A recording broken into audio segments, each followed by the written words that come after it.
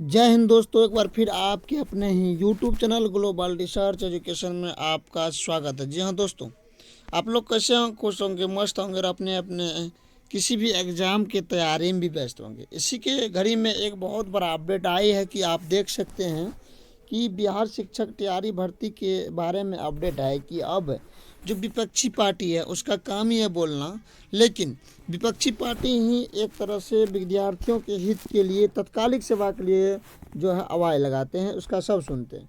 अब डोमिसाइल पर विपक्षी पार्टी का जोर लगा है, जो आप देख सकते हैं। तेजस्वी यादव का तस्वीर बिहार ये कह रहा है, बिहार की नौकरी पर बिहारी का पहला हक, ये तेजस्वी का बयान है। फिर तैयारी 4 में डोमिसाइल 100% लगेगा और उसके बाद साथ ही बीपीएससी तैयारी 4.0 की सच्चाई है। ये सारे बातों को हम लोग पूरा डिटेल्स में समझेंगे, तो आइए हम लोग समझते हैं पूरा डिटेल्स में। अगर यदि आप इस चैनल पर नए हैं तो चैनल को सब्सक्राइब कर ले और बेल आइकन भी दबा दे, और अगर आपको वीडियो पसंद है तो लाइक भी कर दीजिए। चलिए पूरा मामला को हम लोग समझते हैं। ये पेपर कटिंग आप लोग देख सकते हैं दैनिक भास्कर का। ये तो थोड़ा कल का ही पेपर कटिंग है, लेकिन अपडेट आज देने जा रहे हैं। इसमें कह रहा है कि 19/2/2025 के अपडेट में दैनिक भास्कर कि सरकारी नौकरी में बिहारी को प्राथमिकता। अरे भाई, प्राथमिकता तब तो मिलेगी जब तो आप डोमिसाइल लगाओगे। इसका मतलब यही हुआ। के लिए व्यवस्था करेगा राजद यानी आरजेडी। ये कहना किसका है? मनोज झा का। आरजेडी के प्रवक्ता मनोज झा का कहना है। आगे क्या कह रहा है समझिए, देखते रहिए कि मुख्य प्रवक्ता ने कहा प्रदेश अध्यक्ष अभी पार्टी के विकास के लिए सोच रहे हैं। जी हाँ, आपको भी कहना चाहते, जब आप ही तो ऐसे पार्टी थे जो आप सत्ता में कुछ सालों के लिए गए थे और अपने 1 मिनट और 1 दिन में आप डोमिसाइल के नाम निशान मिटाने के बावजूद भी आप कुछ नहीं बोले थे। फिर वो विपक्ष के बारे में बोल रहे हैं। बिहार के ब्यूरोक्रेसी के अचूक से मुक्ति, सरकारी नौकरी में बिहारी को प्राथमिकता, छात्रों के फॉर्म और परीक्षा के लिए आने जाने की खर्च की व्यवस्था के लिए राजद ब्लूप्रिंट तैयार कर रहा है। यानी अब रास्ता में खर्च के लिए भी राजद नेता तेजस्वी यादव महिलाओं को 2500 रुपये देने और 200 यूनिट बिजली मुक्त करने और मासिक सुरक्षा पेंशन की राशि 1500 करने की घोषणा कर चुके हैं। राजद के राष्ट्रीय मुख्य प्रवक्ता मनोज झा ने मंगलवार को पार्टी कार्यालय में प्रेस वार्ता में ये बातें कही है। प्रदेश अध्यक्ष जगदानंद के ऑफिस नहीं आने के सवाल पर मनोज झा ने कहा कि उनके नेतृत्व में पार्टी में कई बदलाव हुए। अभी वे एकांत में पार्टी के विकास के लिए सोच रहे हैं। हमारे साथ है और आगे भी रहेंगे। कुछ दिन में सामने आएगी। वहीं लालू प्रसाद के कुंभ को पालतू करने वाले बयान पर मनोज ने क्या कहा? कि मनोज क्या कहा कुंभ के बारे में, ये बात छोड़ दीजिए। इसके बाद से कोई लेना देना नहीं, क्योंकि हम लोग शिक्षा जगत के ऊपर काम करेंगे तो उसी के बारे में बताएंगे। अगला बात यहाँ भी कह दिया है, बहुत बड़ी बात है। राज्य की नौकरी पर बिहारी लोगों का पहला हक है, ये मनोज झा कह रहे हैं, आरजेडी के प्रवक्ता।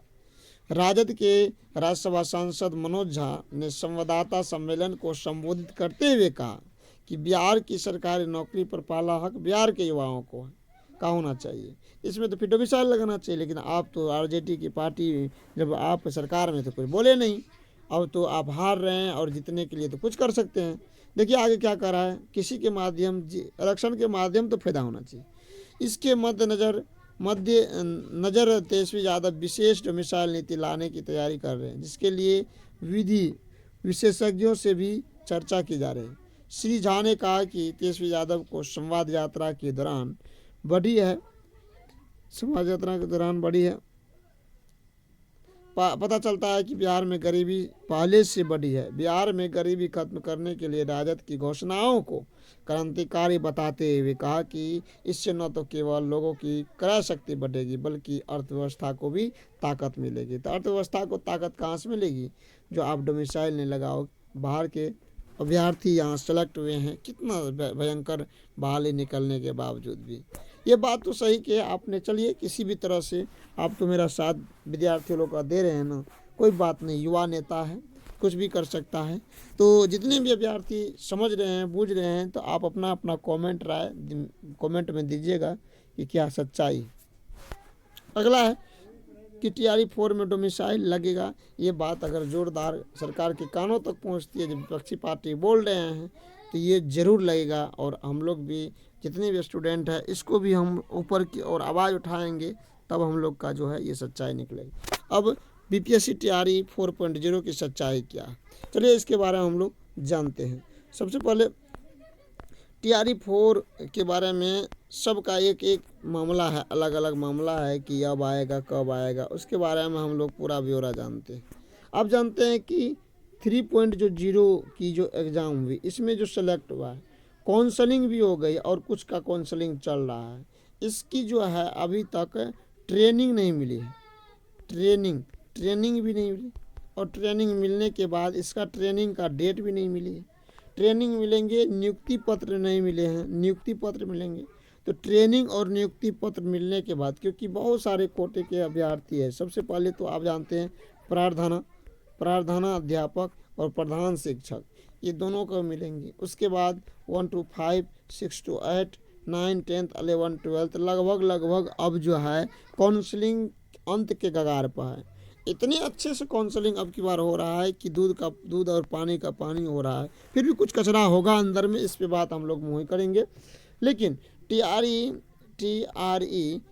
कब तक लेंगे, तो आप देखिए टीआरई 3.0 पूरा सेलेक्ट करने के बाद, सभी सेलेक्ट अभ्यर्थियों के स्कूल में भेजने के बाद, उसके बाद जो है आपको जो है सबसे पहले किस स्कूल में कितना खाली पद है और खाली पद के ब्यौरा लेने के बाद उसमें क्या सच्चाई क्या झूठाई है, इस सभी चीज़ करने के बाद अभी कहा जा सकता है कि टीआरई का कन्फर्म डेट देना किसी के हाथों की बस नहीं है।